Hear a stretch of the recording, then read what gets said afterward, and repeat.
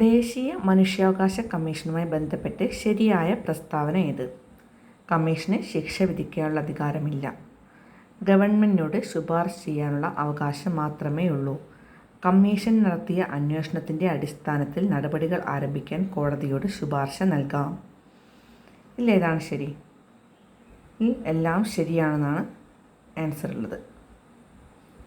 Question: ദേശീയ മനുഷ്യാവകാശ കമ്മീഷനുമായി ബന്ധപ്പെട്ട് ശരിയായ പ്രസ്താവന ഏത് എന്നാണ്. ഇതിൻ്റെ ഓപ്ഷൻസൊക്കെ ശരിയാണ്.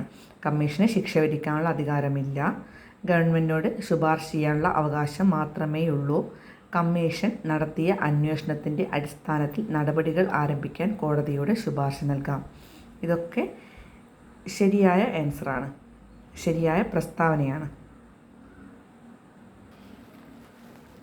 ദേശീയ മനുഷ്യാവകാശ കമ്മീഷൻ, സംസ്ഥാന മനുഷ്യാവകാശ കമ്മീഷൻ, മനുഷ്യാവകാശ കോടതികൾ എന്നിവയുടെ രൂപീകരണത്തിനായി നിലവിൽ വന്ന നിയമം മനുഷ്യാവകാശ സംരക്ഷണ നിയമം 1993.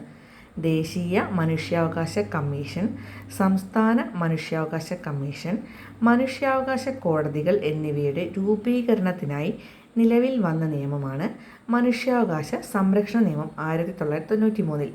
ഇന്ത്യയിലെ മനുഷ്യാവകാശങ്ങളുടെ കാവൽക്കാരൻ എന്നറിയപ്പെടുന്നത് ദേശീയ മനുഷ്യാവകാശ കമ്മീഷൻ. ഇന്ത്യയിലെ മനുഷ്യാവകാശങ്ങളുടെ കാവൽക്കാരൻ എന്നറിയപ്പെടുന്നത് ദേശീയ മനുഷ്യാവകാശ കമ്മീഷൻ. 1993 സെപ്റ്റംബർ 28 നിലവിൽ വന്ന മനുഷ്യാവകാശ സംരക്ഷണ ഓർഡിനൻസ് പ്രകാരം കമ്മീഷൻ നിലവിൽ വന്നത് 1993 ഒക്ടോബർ 12. 1993 സെപ്റ്റംബർ 28 നിലവിൽ വന്ന മനുഷ്യാവകാശ സംരക്ഷണ ഓർഡിനൻസ് പ്രകാരം കമ്മീഷൻ നിലവിൽ വന്നത് 1993 ഒക്ടോബർ 12. ആദ്യത്തെ അധ്യക്ഷൻ രംഗനാഥ മിശ്ര. ദേശീയ മനുഷ്യാവകാശ കമ്മീഷൻ്റെ ആദ്യത്തെ അധ്യക്ഷനാണ് രംഗനാഥ മിശ്ര. മനുഷ്യാവകാശ സംരക്ഷണ നിയമത്തിന് കീഴിലുള്ള അധികാരങ്ങൾ പ്രയോഗിക്കുന്നതിനും ചുമതലകൾ നിർവഹിക്കുന്നതിനും വേണ്ടിയാണ് കേന്ദ്ര സർക്കാർ ദേശീയ മനുഷ്യാവകാശ കമ്മീഷൻ എന്നറിയപ്പെടുന്ന ഒരു സമിതി രൂപീകരിച്ചത്. എന്തിനാണ് സമിതി രൂപീകരിച്ചത്? മനുഷ്യാവകാശ സംരക്ഷണ നിയമത്തിന് കീഴിലുള്ള അധികാരങ്ങൾ പ്രയോഗിക്കുന്നതിനും ചുമതലകൾ നിർവഹിക്കുന്നതിനും വേണ്ടിയാണ് കേന്ദ്ര സർക്കാർ ദേശീയ മനുഷ്യാവകാശ കമ്മീഷൻ എന്നറിയപ്പെടുന്ന ഒരു സമിതി രൂപീകരിച്ചത്.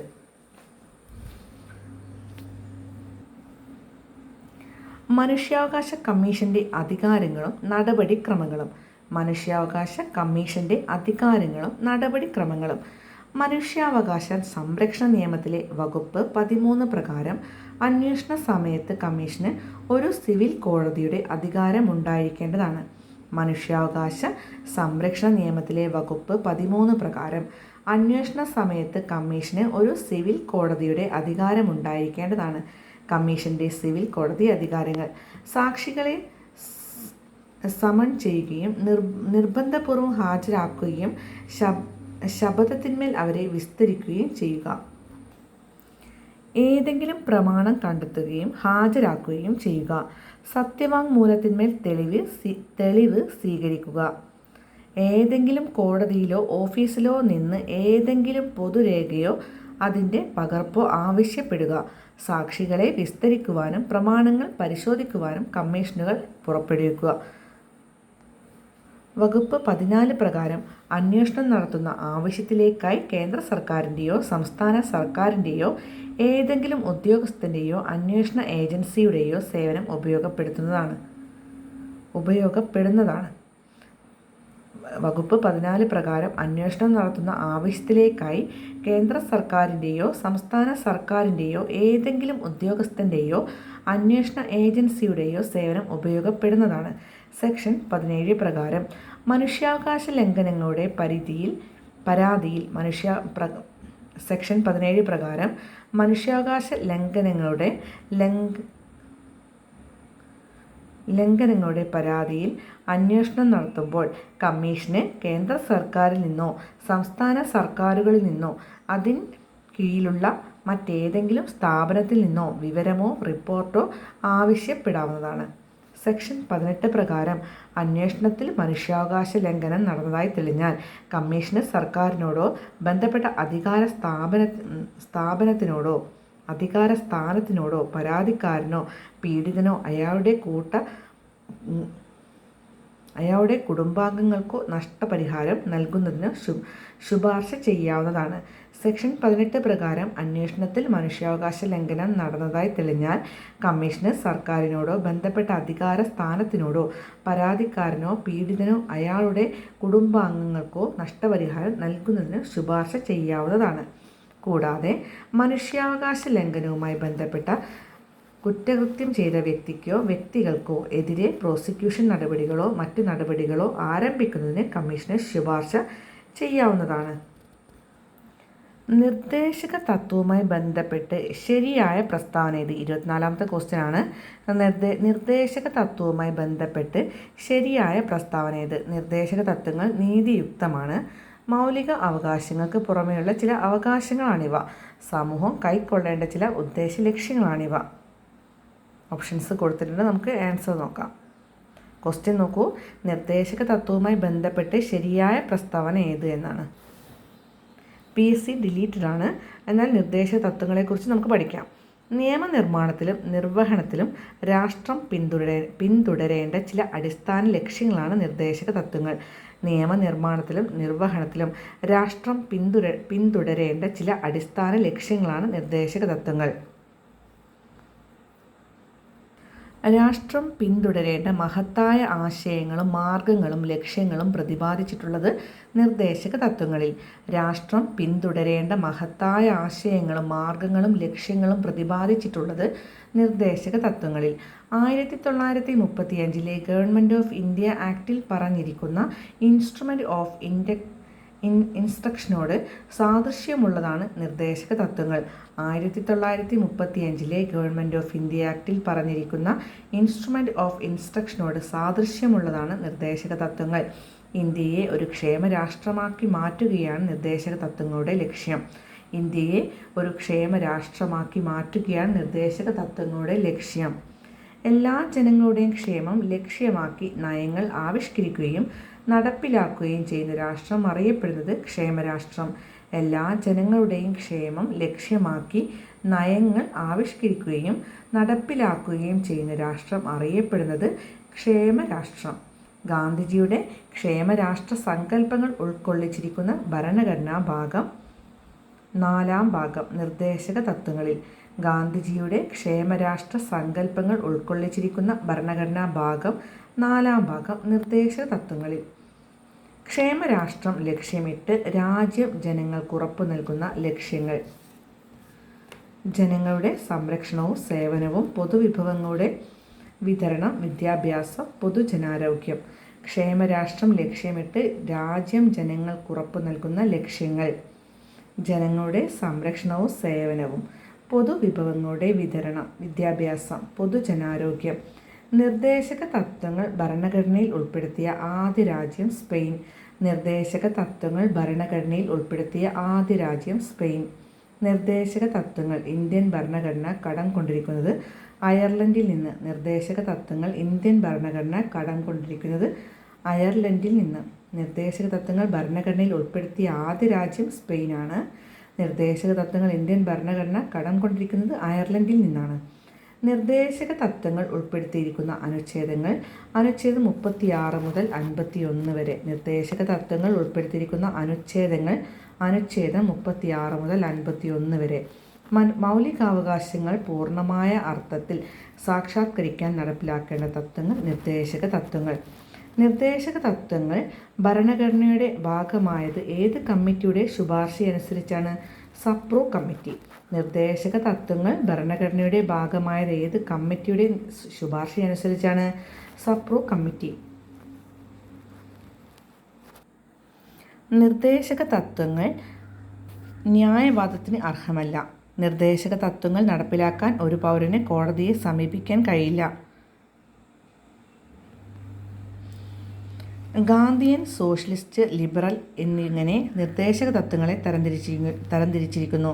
ഗാന്ധിയൻ, സോഷ്യലിസ്റ്റ്, ലിബറൽ എന്നിങ്ങനെ നിർദ്ദേശക തത്വങ്ങളെ തരംതിരിച്ചിരിക്കുന്നു.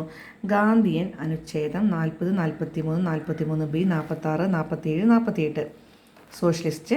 അനുച്ഛേദം 38, 39, 39 എ, 41, 42, 41, 43, 47.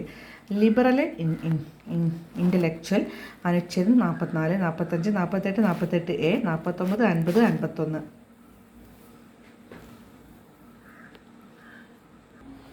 ചുവടെ ചേർത്തിരിക്കുന്നവയിൽ 25ാമത്തെ ക്വസ്റ്റ്യനാണ്. ചുവടെ ചേർത്തിരിക്കുന്നവയിൽ നിർദ്ദേശക തത്വങ്ങളിൽ ഉൾപ്പെടുന്ന പ്രസ്താവന ഏത്? ഏക പൗരത്വ നിയമം. നിർദ്ദേശക തത്വങ്ങൾ ഉൾപ്പെടുന്ന പ്രസ്താവന. ചുവടെ ചേർത്തിരിക്കുന്നവയിൽ നിർദ്ദേശക തത്വങ്ങളിൽ ഉൾപ്പെടുന്ന പ്രസ്താവന ഏത് എന്നാണ്. ഏക പൗരത്വ നിയമം. അന്തർദേശീയ സമാധാനം പരിപോഷിപ്പിക്കുക. ഇന്ത്യയുടെ അഖണ്ഡത ഊട്ടിയുറപ്പിക്കുക. ഇതിൽ ആൻസർ വരുന്നത് ഓൺലി 1 and 2. 1ഉം 2ഉമാണ് ശരിയായ ആൻസർ. ഏക പൗരത്വ നിയമം, അന്തർദേശീയ സമാധാനം പരിപോഷിപ്പിക്കുക. ഇതാണ് ശരിയായ ആൻസർ. നമുക്ക് അതിൻ്റെ എക്സ്പ്ലനേഷനിലേക്ക് പോവാം. നിർദ്ദേശക തത്വങ്ങൾ ഒറ്റനോട്ടത്തിൽ.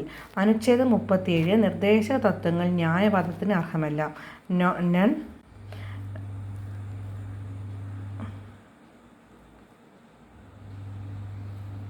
കോടതിയിലൂടെ നടപ്പാക്കാൻ സാധ്യമല്ല. അനുച്ഛേദം 37 നിർദ്ദേശക തത്വങ്ങൾ ന്യായവാദത്തിന് അർഹമല്ല. കോടതിയിലൂടെ നടപ്പാക്കാൻ സാധ്യമല്ല.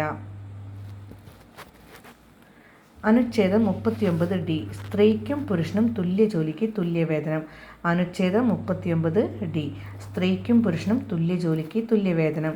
അനുച്ഛേദം 39A തുല്യനീതിയും പാവപ്പെട്ടവർക്ക് സൗജന്യ നിയമസഹായവും. അനുച്ഛേദം 39A തുല്യനീതിയും പാവപ്പെട്ടവർക്ക് സൗജന്യ നിയമസഹായവും. അനുച്ഛേദം 40 ഗ്രാമപഞ്ചായത്തുകളുടെ രൂപീകരണം. അനുച്ഛേദം 40 ഗ്രാമപഞ്ചായത്തുകളുടെ രൂപീകരണം. അനുച്ഛേദം 41 തൊഴിലില്ലായ്മ, വാർദ്ധക്യം, രോഗം, അംഗവൈകല്യം എന്നീ അവസ്ഥകളിൽ ജോലിക്കും വിദ്യാഭ്യാസത്തിനും പൊതുസഹായത്തിനും ഉള്ള അവകാശം ഉറപ്പുവരുത്തുവാൻ രാഷ്ട്രം അതിൻ്റെ സാമ്പത്തികമായ കഴിവിൻ്റെയും വികസനത്തിൻ്റെയും പരിധിക്കുള്ളിൽ ഫലപ്രദമായ വ്യവസ്ഥ ഉണ്ടാക്കേണ്ടതാണ്. അനുച്ഛേദം 42 നീതിപൂർവമായ തൊഴിൽ സാഹചര്യം ഉറപ്പുവരുത്തുക, പ്രസവാനുകൂല്യം ഉറപ്പുവരുത്തുക. അനുച്ഛേദം 43 തൊഴിലാളികൾക്ക് ജീവിക്കാനാവശ്യമായ കൂലി ഉറപ്പുവരുത്തുക. അനുച്ഛേദം 43A വ്യവസായശാലകളുടെ നടത്തിപ്പിൽ തൊഴിലാളികളുടെ പങ്കാളിത്തം ഉറപ്പുവരുത്തുക. അനുച്ഛേദം 43B സഹകരണ സംഘങ്ങൾ രൂപീകരിക്കൽ, നടത്തിപ്പ്, പ്രമോഷൻ. അനുച്ഛേദം 44 ഏകീകൃത സിവിൽ കോഡ്. അനുച്ഛേദം 45 6 വയസ്സുവരെയുള്ള കുട്ടികൾക്ക് ശൈശവ കാല പരിചരണവും വിദ്യാഭ്യാസവും നൽകാൻ രാഷ്ട്രം ശ്രമിക്കേണ്ടതാണ് എന്ന് വ്യവസ്ഥ ചെയ്യുന്നത്. അനുച്ഛേദം 46 പട്ടികജാതികളുടെയും പട്ടിക ഗോത്രവർഗങ്ങളുടെയും മറ്റ് ദുർബല വിഭാഗങ്ങളുടെയും വിദ്യാഭ്യാസപരവും സാമ്പത്തികവുമായ താൽപ്പര്യങ്ങൾ സംരക്ഷിക്കുക. അനുച്ഛേദം 47 പൊതുജനങ്ങളുടെ ആരോഗ്യകാര്യങ്ങളിലുള്ള പുരോഗതി, പോഷക നിലവാരം, ജീവിത നിലവാരം എന്നിവ മെച്ചപ്പെടുത്തുക. മദ്യ നിരോധനം. അനുച്ഛേദം 48 ഗോവധ നിരോധനം, കൃഷി മൃഗസംരക്ഷണം, പരിസ്ഥിതി സംരക്ഷണം, വനം വന്യജീവി സംരക്ഷണം. അനുച്ഛേദം 48A. അനുച്ഛേദം 49 ദേശീയ പ്രാധാന്യമുള്ള സ്മാരകങ്ങൾ, സ്ഥലങ്ങൾ, വസ്തുക്കൾ എന്നിവയുടെ സംരക്ഷണം. അനുച്ഛേദം 51 അന്താരാഷ്ട്ര സമാധാനം പ്രോത്സാഹിപ്പിക്കൽ. ഇന്ത്യൻ 26ാമത്തെ ക്വസ്റ്റ്യനാണ്. ഇന്ത്യൻ ഉപരാഷ്ട്രപതിയുമായി ബന്ധപ്പെട്ട് ശരിയായ പ്രസ്താവന ഏത്? ഉപരാഷ്ട്രപതിയെ 6 വർഷത്തേക്കാണ് തിരഞ്ഞെടുക്കുന്നത്. ഇലക്ട്രൽ കോളേജാണ് ഉപരാഷ്ട്രപതിയെ തിരഞ്ഞെടുക്കുന്നത്.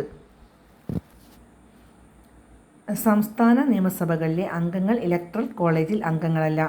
ഇതിൽ ശരിയായ answer only 2nd and 3rd ആണ് ശരിയായ ആൻസർ. എന്തായിരുന്നു ഓൺലി 2nd and 3rd? തേർഡുകളൊക്കെ പറഞ്ഞു സംസ്ഥാന നിയമസഭകളിലെ അംഗങ്ങൾ ഇലക്ട്രൽ കോളേജിൽ അംഗമല്ല. സംസ്ഥാന നിയമസഭകളിലെ അംഗങ്ങൾ ഇലക്ട്രൽ കോളേജിൽ അംഗമല്ല.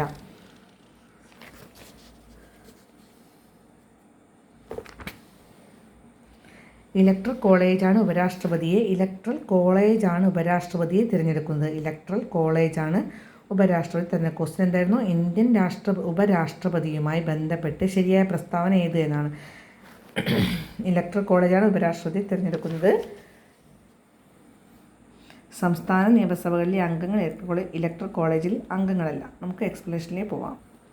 രാഷ്ട്രപതി കഴിഞ്ഞാൽ ഇന്ത്യയുടെ പരമോന്നത പദവിയാണ് ഉപരാഷ്ട്രപതി. രാഷ്ട്രപതി കഴിഞ്ഞാൽ ഇന്ത്യയുടെ പരമോന്നത പദവിയാണ് ഉപരാഷ്ട്രപതി. രാജ്യസഭയുടെ അധ്യക്ഷൻ ഉപരാഷ്ട്രപതി. രാജ്യസഭയുടെ അധ്യക്ഷൻ ഉപരാഷ്ട്രപതി.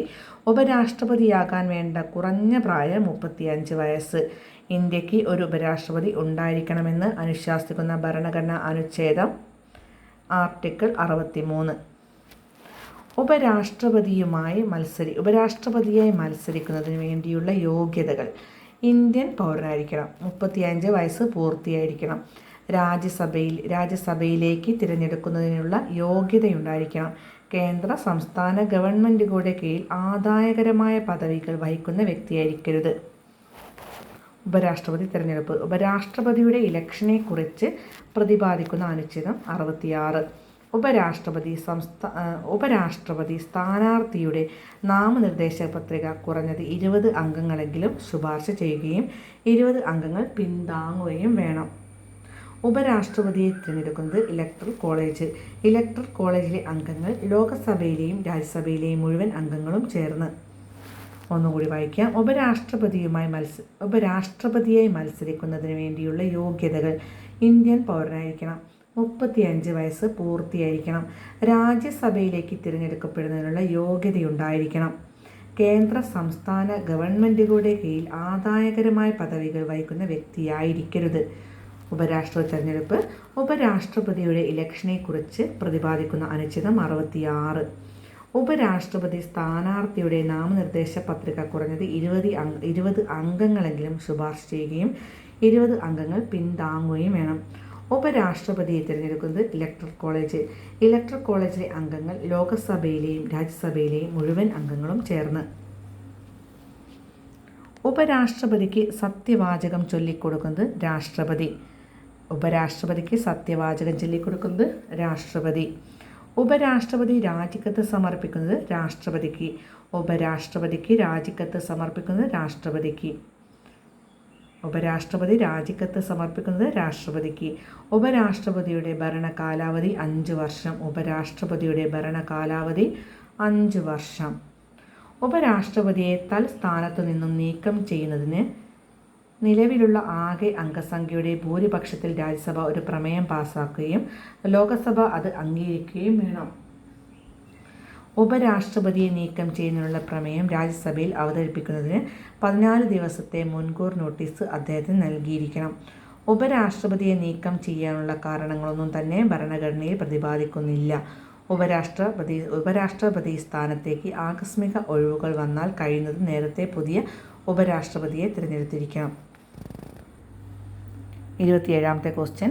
കോടതികളുമായി ബന്ധപ്പെട്ട് ശരിയായ പ്രസ്താവന ഏത്? ഭരണഘടനയുടെ സംരക്ഷകൻ എന്നറിയപ്പെടുന്ന സുപ്രീം കോടതിയാണ്. കീഴ്ക്കോടതികൾ സിവിൽ ക്രിമിനൽ സ്വഭാവമുള്ള കേസുകൾ പരിഗണിക്കുന്നു. സുപ്രീം കോടതിക്ക് പ്രസിഡന്റ് ഉപദേശം നൽകാം. സുപ്രീം കോടതിക്ക് പ്രസിഡന്റിന് ഉപദേശം നൽകാം. ക്വസ്റ്റ്യൻ കൂടി വായിക്കാം. കോടതികളുമായി ബന്ധപ്പെട്ട് ശരിയായ പ്രസ്താവന ഏത്? ഭരണഘടനയുടെ സംരക്ഷകൻ എന്നറിയപ്പെടുന്നത് സുപ്രീം കോടതിയാണ്. കീഴ്ക്കോടതികൾ സിവിൽ ക്രിമിനൽ സ്വഭാവമുള്ള കേസുകൾ പരിഗണിക്കുന്നു. സുപ്രീം കോടതിക്ക് പ്രസിഡന്റിന് ഉപദേശം നൽകാം. ഇതിൽ ഓൾ ഓഫ് ദി എബവ് എല്ലാം ശരിയാണ്. ഫസ്റ്റ്, സെക്കൻഡ്, തേർഡ് ശരിയാണ്. നമുക്ക് ഇതിൻ്റെ എക്സ്പ്ലനേഷനിലേക്ക് പോവാം. വ്യക്തികൾ തമ്മിലും വ്യക്തിയും ഗവൺമെൻറ്റും തമ്മിലും കേന്ദ്ര സംസ്ഥാന ഗവൺമെൻറ്റുകൾ തമ്മിലും സംസ്ഥാനങ്ങൾ തമ്മിലും ഉണ്ടാകുന്ന തർക്കങ്ങൾ തീർപ്പ് കൽപ്പിക്കുന്ന വിഭാഗമാണ് നീതിന്യായ വിഭാഗം. നിയമനിർമ്മാണ വിഭാഗം പാസാക്കുന്ന നിയമങ്ങൾ വ്യാഖ്യാനിക്കുന്നത്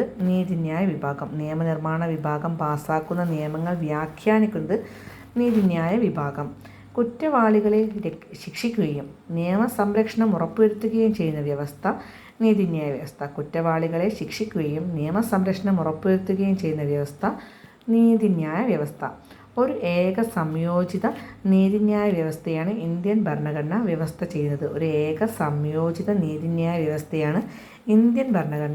ചെയ്യുന്നത്. ഇന്ത്യയിലെ നീതിന്യായ വ്യവസ്ഥ ഒറ്റ നോട്ടത്തിൽ. ഇന്ത്യൻ സുപ്രീം കോടതി. സുപ്രീം കോടതിയുടെ തീരുമാനങ്ങൾ രാജ്യത്തെ എല്ലാ കോടതികൾക്കും ബാധകമാണ്. ഹൈക്കോടതി ജഡ്ജിമാരെ സ്ഥലം മാറ്റാൻ കഴിയുന്നു? രാജ്യത്തെ ഏത് കോടതിയിൽ നിന്നും വ്യവഹാരങ്ങൾ കേസ് സുപ്രീം കോടതിയിലേക്ക് മാറ്റാം? ഒരു ഹൈക്കോടതിയിൽ നിന്നും മറ്റൊരു ഹൈക്കോടതിയിലേക്ക് വ്യവഹാരങ്ങൾ മാറ്റുന്നു. ഇന്ത്യയിലെ നീതിന്യായ വ്യവസ്ഥ ഒറ്റ നോട്ടത്തിൽ. ഇന്ത്യൻ സുപ്രീം കോടതി. ഒന്നുകൂടി വായിക്കാം. ഇന്ത്യൻ സുപ്രീം കോടതി. സുപ്രീം കോടതിയുടെ തീരുമാനങ്ങൾ രാജ്യത്തെ എല്ലാ കോടതികൾക്കും ബാധകമാണ്. ഹൈക്കോടതി ജഡ്ജിമാരെ സ്ഥലം മാറ്റാൻ കഴിയുന്നു. രാജ്യത്തെ ഏത് കോടതിയിൽ നിന്നും വ്യവഹാരങ്ങൾ സുപ്രീം കോടതിയിലേക്ക് മാറ്റാം? ഒരു ഹൈക്കോടതിയിൽ നിന്നും മറ്റൊരു ഹൈക്കോടതിയിലേക്ക് വ്യവഹാരങ്ങൾ മാറ്റുന്നു. ഹൈക്കോടതി. കീഴ്ക്കോടതികളിൽ നിന്നുള്ള അപ്പീലുകൾ കേൾക്കുന്നു. മൗലികാവകാശങ്ങൾ പുനഃസ്ഥാപിക്കുന്നതിനായി റിട്ടുകൾ പുറപ്പെടുവിക്കുന്നു. സംസ്ഥാനത്തിൻ്റെ അധികാരപരിധിക്കുള്ളിലുണ്ടാവുന്ന തർക്കങ്ങളിൽ തീർപ്പ് കൽപ്പിക്കുന്നു. കീഴ്ക്കോടതികളുടെ മേൽനോട്ടം നിയന്ത്രണ ചുമതലകൾ വഹിക്കുന്നു. ഹൈക്കോടതി. ഹൈക്കോടതി ഒന്നുകൂടി വായിക്കാം. കീഴ്ക്കോടതികളിൽ നിന്നുള്ള അപ്പീലുകൾ കേൾക്കുന്നു. മൗലികാവകാശങ്ങൾ പുനഃസ്ഥാപിക്കുന്നതിനായി റിട്ടുകൾ പുറപ്പെടുവിക്കുന്നു. സംസ്ഥാനത്തിൻ്റെ അധികാരപരിധിക്കുള്ളിലുണ്ടാകുന്ന തർക്കങ്ങളിൽ തീർപ്പ് കൽപ്പിക്കുന്നു. കീഴ്ക്കോടതികളുടെ മേൽനോട്ടം നിയന്ത്രണ ചുമതലകൾ വഹിക്കുന്നു. ജില്ലാ കോടതി. ഒരു ജില്ലയ്ക്കുള്ളിലുണ്ടാകുന്ന തർക്കങ്ങളിൽ തീർപ്പ് കൽപ്പിക്കുന്നു. കീഴ്ക്കോടതികളിൽ നിന്നുള്ള അപ്പീലുകൾ കേൾക്കുന്നു. ഗുരുതരമായ ക്രിമിനൽ കുറ്റങ്ങളിൽ തീർപ്പ് കൽപ്പിക്കുന്നു. ജില്ലാ കോടതി. ഒരു ജില്ലയ്ക്കുള്ളിൽ ഉണ്ടാകുന്ന തർക്കങ്ങളിൽ തീർപ്പ് കൽപ്പിക്കുന്നു. കീഴ്ക്കോടതികളിൽ നിന്നുള്ള അപ്പീലുകൾ കേൾക്കുന്നു. ഗുരുതരമായ ക്രിമിനൽ കുറ്റങ്ങളിൽ തീർപ്പ് കൽപ്പിക്കുന്നു. കീഴ്ക്കോടതികൾ. സിവിൽ സ്വഭാവവും ക്രിമിനൽ സ്വഭാവമുള്ള തർക്കങ്ങൾക്ക് തീർപ്പ് കൽപ്പിക്കുന്നു. കീഴ്ക്കോടതികൾ സിവിൽ സ്വഭാവവും ക്രിമിനൽ സ്വഭാവമുള്ള തർക്കങ്ങളിൽ തീർപ്പ് കൽപ്പിക്കുന്നു.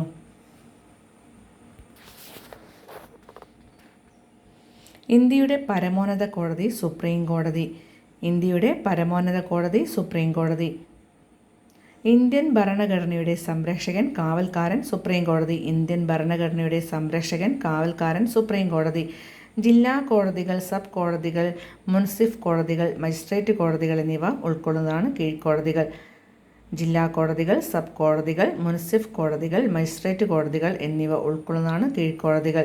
താലൂക്ക് തലത്തിലുള്ള കേസുകൾ കൈകാര്യം ചെയ്യുന്നത് സബ് കോടതികൾ, മുൻസിഫ് കോടതികൾ, മജിസ്ട്രേറ്റ് കോടതികൾ. താലൂക്ക് തലത്തിലുള്ള കേസുകൾ കൈകാര്യം ചെയ്യുന്നത് സബ് കോടതികൾ, മുൻസിഫ് കോടതികൾ, മജിസ്ട്രേറ്റ് കോടതികൾ.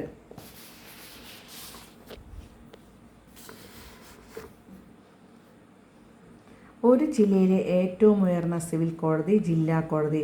ഒരു ജില്ലയിലെ ഏറ്റവും ഉയർന്ന സിവിൽ കോടതി ജില്ലാ കോടതി. ഒരു ജില്ലയിലെ ഏറ്റവും ഉയർന്ന ക്രിമിനൽ കോടതി ജില്ലാ ആൻഡ് സെഷൻസ് കോടതി. സിവിൽ കേസുകൾ കൈകാര്യം ചെയ്യുന്ന ഏറ്റവും താഴ്ന്ന കോടതി മുൻസിഫ് കോടതികൾ. മുൻസിഫ് കോടതി. സിവിൽ കേസുകൾ കൈകാര്യം ചെയ്യുന്ന ഏറ്റവും താഴ്ന്ന കോടതി മുൻസിഫ് കോടതി. ക്രിമിനൽ കേസുകളുമായി ബന്ധപ്പെട്ട ഏറ്റവും താഴ്ന്ന കോടതി മജിസ്ട്രേറ്റ് കോടതി. ക്രിമിനൽ കേസുകളുമായി ബന്ധപ്പെട്ട ഏറ്റവും താഴ്ന്ന കോടതി മജിസ്ട്രേറ്റ് കോടതി. ഉപദേശാധികാരം. അനുച്ഛേദം 143. അനുച്ഛേദം 143 രണ്ട് വിഭാഗങ്ങളിൽ സുപ്രീം കോടതിയുടെ അഭിപ്രായം തേടാൻ രാഷ്ട്രപതിക്ക് അധികാരം നൽകുന്നു. അനുച്ഛേദം 143 രണ്ട് വിഭാഗങ്ങളിൽ സുപ്രീം കോടതിയുടെ അഭിപ്രായം തേടാൻ രാഷ്ട്രപതിക്ക് അധികാരം നൽകുന്നു. ഉയർന്നു വന്നതോ ഉയർന്നു വരാൻ സാധ്യതയുള്ളതോ ആയ പൊതു പ്രാധാന്യമുള്ള നിയമത്തിൻ്റെയോ വസ്തുതയുടെയോ ഏതെങ്കിലും ചോദ്യത്തിൽ. 2. ഭരണഘടനയ്ക്ക് മുമ്പുള്ള ഉടമ്പടി, കരാർ, കവനന്റ്, സനദ് അല്ലെങ്കിൽ സമാനമായ മറ്റുപകരണങ്ങൾ എന്നിവയിൽ നിന്ന് ഉണ്ടാകുന്ന എന്തെങ്കിലും തർക്കത്തിൽ. എന്നാൽ പ്രസ്തുത വിഷയത്തിൽ കോടതിയുടെ ഉപദേശമോ അഭിപ്രായമോ രാഷ്ട്രപതിക്ക് അയച്ചാൽ അദ്ദേഹത്തിന് സ്വീകരിക്കുകയോ സ്വീകരിക്കാതിരിക്കുകയോ ചെയ്യാം.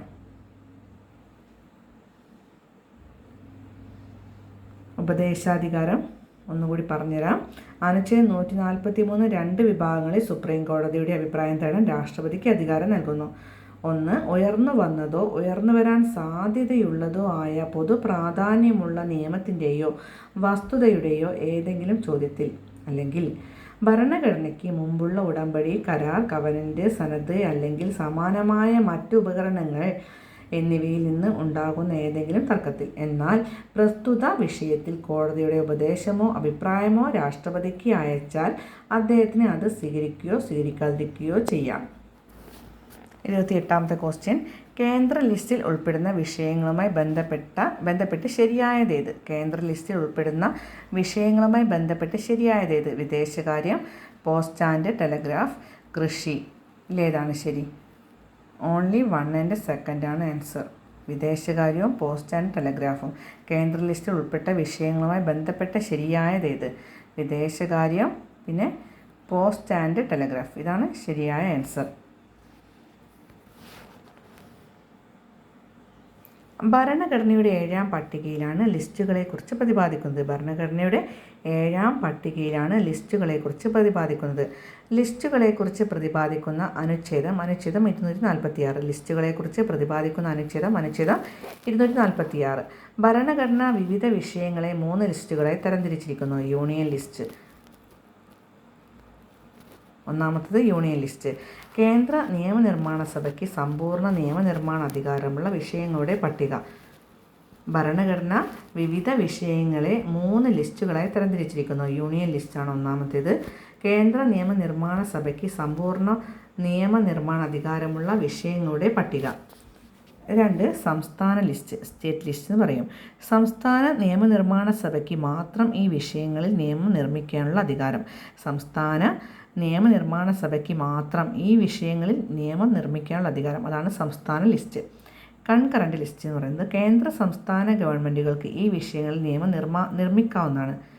കൺകറൻറ്റ് ലിസ്റ്റിലുള്ള ഒരു വിഷയത്തിൽ കേന്ദ്രവും സംസ്ഥാനവും നിയമം നിർമ്മിച്ചാൽ കേന്ദ്ര നിയമം നിലനിൽക്കും. കൺകറൻറ്റ് ലിസ്റ്റിലുള്ള ഒരു വിഷയത്തിൽ കേന്ദ്രവും സംസ്ഥാനവും നിയമം നിർമ്മിച്ചാൽ കേന്ദ്ര നിയമം നിലനിൽക്കും. 1976 42ാം ഭരണഘടനാ ഭേദഗതിയിലൂടെ 5 വിഷയങ്ങൾ സ്റ്റേറ്റ് ലിസ്റ്റിൽ നിന്ന് കൺകറൻറ്റ് ലിസ്റ്റിലേക്ക് മാറ്റുകയുണ്ടായി. അവയാണ് വിദ്യാഭ്യാസം, വനം, അളവുതൂക്കം, നീതിന്യായ ഭരണം, വന്യമൃഗങ്ങളുടെയും പക്ഷികളുടെയും സംരക്ഷണം. 1976 42ാം ഭരണഘടനാ ഭേദഗതിയിലൂടെ 5 വിഷയങ്ങൾ സ്റ്റേറ്റ് ലിസ്റ്റിൽ നിന്ന് കൺകറൻറ്റ് ലിസ്റ്റിലേക്ക് മാറ്റുകയുണ്ടായി. അവയാണ് വിദ്യാഭ്യാസം, വനം, അളവുതൂക്കം, നീതിന്യായ ഭരണം, വന്യമൃഗങ്ങളുടെയും പക്ഷികളുടെയും സംരക്ഷണം. 3 ലിസ്റ്റുകളിലും പറഞ്ഞിട്ടില്ലാത്ത കാര്യങ്ങൾ നിയമം നിർമ്മിക്കാനുള്ള അധികാരം പാർലമെൻറ്റിനാണ്. പാർലമെൻറ്റിൻ്റെ ഈ അധികാരത്തെയാണ് അവശിഷ്ടാധികാരം എന്ന് പറയുന്നത്. 3 ലിസ്റ്റുകളുടെയും പറഞ്ഞിട്ടില്ലാത്ത കാര്യങ്ങളിൽ നിയമം നിർമ്മിക്കാനുള്ള അധികാരം പാർലമെൻറ്റിനാണ്. പാർലമെൻറ്റിൻ്റെ ഈ അധികാരത്തെയാണ് അവശിഷ്ടാധികാരം എന്ന് പറയുന്നത്. അവശിഷ്ടാധികാരത്തെപ്പറ്റി പരാമർശിക്കുന്ന അനുച്ഛേദം 248. അവശിഷ്ടാധികാരത്തെപ്പറ്റി പരാമർശിക്കുന്ന അനുച്ഛേദം 248. ഉദാഹരണം സൈബർ നിയമങ്ങൾ. യൂണിയൻ ലിസ്റ്റിൽ ഇപ്പോൾ 100 വിഷയങ്ങളാണുള്ളത്, തുടക്കത്തിൽ 97. യൂണിയൻ ലിസ്റ്റിൽ ഇപ്പോൾ 100 വിഷയങ്ങളാണുള്ളത്, തുടക്കത്തിൽ 97. സ്റ്റേറ്റ് ലിസ്റ്റിൽ ഇപ്പോൾ 61 വിഷയങ്ങളാണുള്ളത്, തുടക്കത്തിൽ 66. സ്റ്റേറ്റ് ലിസ്റ്റിൽ ഇപ്പോൾ 61 വിഷയങ്ങളാണുള്ളത്, തുടക്കത്തിൽ 66. കൺകറൻറ്റ് ലിസ്റ്റിൽ ഇപ്പോൾ 52 വിഷയങ്ങളാണുള്ളത്, തുടക്കത്തിൽ 47. കൺകറൻറ്റ് ലിസ്റ്റിൽ ഇപ്പോൾ 52 വിഷയങ്ങളാണുള്ളത്, തുടക്കത്തിൽ 47 വിഷയങ്ങളേ ഉണ്ടായിരുന്നുള്ളൂ.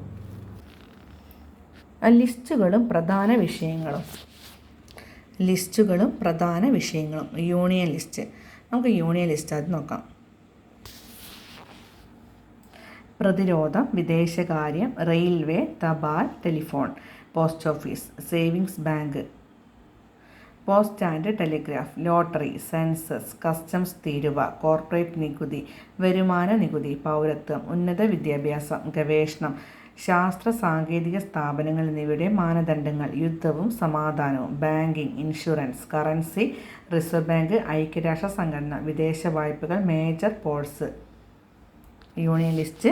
പ്രതിരോധം, വിദേശകാര്യം, റെയിൽവേ, തപാൽ, telephone, post office, savings bank, post and telegraph, lottery, census, customs തീരുവ, കോർപ്പറേറ്റ് നികുതി, വരുമാന നികുതി, പൗരത്വം, ഉന്നത വിദ്യാഭ്യാസം, ഗവേഷണം, ശാസ്ത്ര സാങ്കേതിക സ്ഥാപനങ്ങൾ എന്നിവയുടെ മാനദണ്ഡങ്ങൾ, യുദ്ധവും സമാധാനവും, banking, insurance, currency, reserve bank, ഐക്യരാഷ്ട്ര സംഘടന, വിദേശ വായ്പകൾ, മേജർ പോർട്സ്.